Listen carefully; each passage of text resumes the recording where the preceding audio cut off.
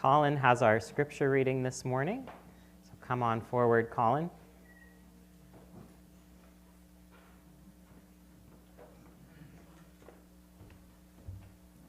You got it right here.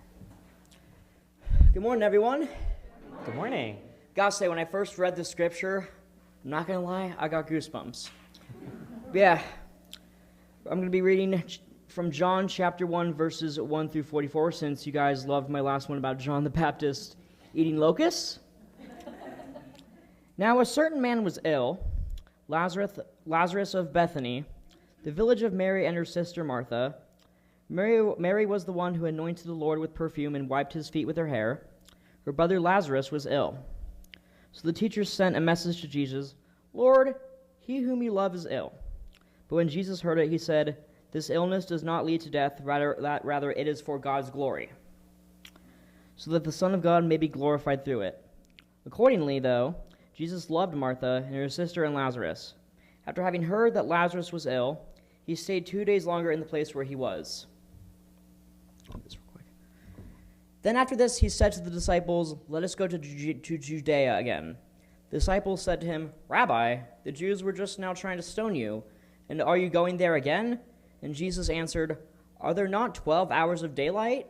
Those who walk during the day do not stumble because they see the light of this world, but those who walk at night stumble because the light is not within them." After saying this, he told them, "Our friend Lazarus has fallen asleep, but I am going there to awaken him." The disciples said to him, "Lord, if he has fallen asleep, he will be all right." Jesus, however, had been speaking about his death. They thought that he was referring merely to sleep. Then Jesus told them plainly, "Lazarus is dead. For your sake, I am glad I was not there, so that you may believe. But let us go to him."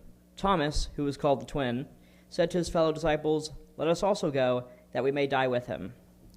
When Jesus arrived, he found that Lazarus had already been in the tomb for 4 days. Now Bethany was near Jerusalem, some 2 miles away, and many of the Jews had come to Martha and Mary to console them about their brother. When Martha heard that Jesus was coming, she went and met him, while Mary stayed at home. Martha said to Jesus, "Lord, if you had not been here, my brother would not have died. But even now I know that God will give you whatever you ask of him." Jesus said to her, "Your brother will rise again." Martha said to him, "I know that he will rise again on the resurrection on the last day." Then Jesus said to her, "I am the resurrection and the life. Those who believe in me, even though they die, will live, and everyone who lives and believes in me will never die. Do you believe this?" She said to him, "Yes, Lord, I believe that you are the Messiah, the Son of God, the one coming into the world." When she had said this, she went back and called her sister Mary and told her privately, "The teacher is here and is calling for you." And when she heard it, she got up quickly and went to him. Now Jesus had not yet come to the village, but was still at the place where Martha had met him. The Jews who were with her in the house consoling her saw Mary get up quickly and go out. They followed her because they thought that she was going to the tomb to weep there. When Mary came where Jesus was and saw him, she knelt at his feet and said to him, "Lord, if you had been here, my brother would not have died." When Jesus saw her weeping, and the Jews who came with her also weeping, he was greatly disturbed in spirit and deeply moved. He said, "Where have you laid him?" They said to him, "Lord, come and see." Jesus began to weep, so the Jews said, "See how he loved him?" But some of them said, "Could not he who opened the eyes of the blind man have kept this man from dying?" Then Jesus, again greatly disturbed, came to the tomb.